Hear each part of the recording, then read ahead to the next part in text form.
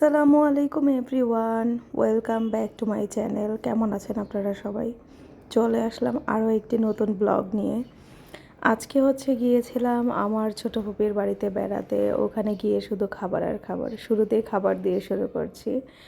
আমরা গিয়েছিলাম না ব্রেকফাস্ট টাইম না লাঞ্চ টাইম, আমরা ব্রাঞ্চ টাইমে গিয়েছিলাম। পরে গিয়ে দেখি যে এই মজার পিঠাটা বানাচ্ছে। এটা ডিম দিয়ে বানানো, ডিমের পিঠা।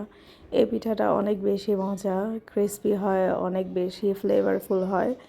যাই হোক, পিঠাটা বানানো আমি দেখছিলাম, আমার কাছে অনেক ভালো লাগছিল। পরে পিঠাটা বানানো আমি একটু শ্যুট করলাম। পিঠাটা গরম গরম এত বেশি টেস্টি ছিল, কি আর বলবো। পিঠা বানানো দেখতে আসলে অনেক বেশি ভালো লাগে, গ্রামীণ একটা ভাইব আসে। যাই হোক, পরে আমার এক ভাগ্নি আমার জন্য এই ফুলের তোড়াটা বানিয়ে এনেছে। ওদের বাড়ির পাশে ফুল বাগান আছে, সেখান থেকেও সুন্দর করে বানিয়ে এনেছে। এই তো আমাদের ব্রাঞ্চের খাবার দাবার অনেক বেশি মজার ছিল। এখানে ছিল চিতই পিঠা, সাথে গরুর মাংস। গরুর মাংসটা এত বেশি আমি ছিল, সাথে ডিম পিঠা ছিল, শরবত ছিল। এই কেকটা আমার বোন বানিয়ে এনেছিল, আমার কাজিন। সে এই পিঠা না, সরি, কী বলে, কেকটা বানিয়ে এনেছে। কেকটা এত বেশি টেস্টি ছিল। ওর একটা কেকের পেজও আছে।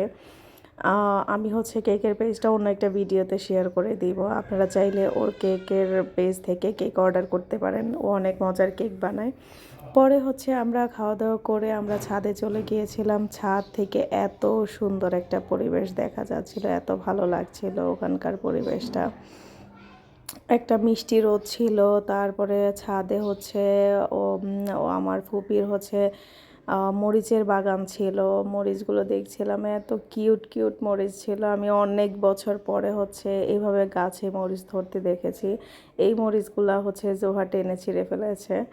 তারপরে লাঞ্চ টাইম হয়ে গেল। লাঞ্চে অনেক বেশি খাবার ছিল, শুধু খাবার আর খাবার। আজকের ব্লগটা শুধুমাত্র খাবারময় একটা ব্লগ হবে।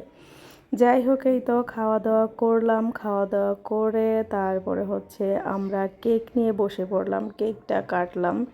আমরা যেহেতু চকলেট ফ্লেভারটা আমাদের বাসায় সবাই পছন্দ করে, এই জন্য আমার কাজিন আমাদের জন্য চকলেট ফ্লেভারে কেকটা বানিয়ে এনেছিল। পরে এটা আমরা টেস্ট করলাম, অনেক বেশি সফট আর ইয়াম্মি ছিল। এই বেনি দুইটা আমার ছোট্ট একটা কাজিন, যে কিনা সবার ছোট, সে করে দিয়েছিল নাহিন।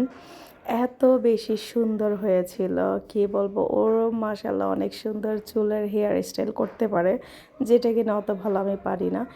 এই ব্রিজটা ছোটোবেলা থেকে দেখে দেখে বড় হয়েছি, কখনো আমাকে এই ব্রিজে খেতে দেয়নি। যাই হোক, ছোটোবেলার শখটা পূরণ করলাম। এই ব্রিজে দই আর মিষ্টি নিয়ে খেলাম। ছোটোবেলার একটা ইচ্ছা, শখ যাই বলি, সেটা পূরণ হলো। দইটা একটু মেল্ট হয়ে গিয়েছিল, বিকজ ওই দিন কারেন্ট ছিল না ওনাদের বাসায়, ও সারাদিন কারেন্ট ছিল না। দ্যাটস ওয়াই দইটা একটু মেল্ট হয়ে গিয়েছে। পরে এই মিষ্টিটা খেলাম। এই মিষ্টিটা এত বেশি টেস্টি ছিল, কি বলবো। এগুলো কারা কারা চিনেন বলেন তো? আমি আসলে নাম জানি না, বাট এগুলো আসলে কী আর কী চাষ হয় সেটা জানি না। যাই হোক, পরে আমরা বাসায় চলে আসি ঝড়ের কবলে পড়ে। Thank you so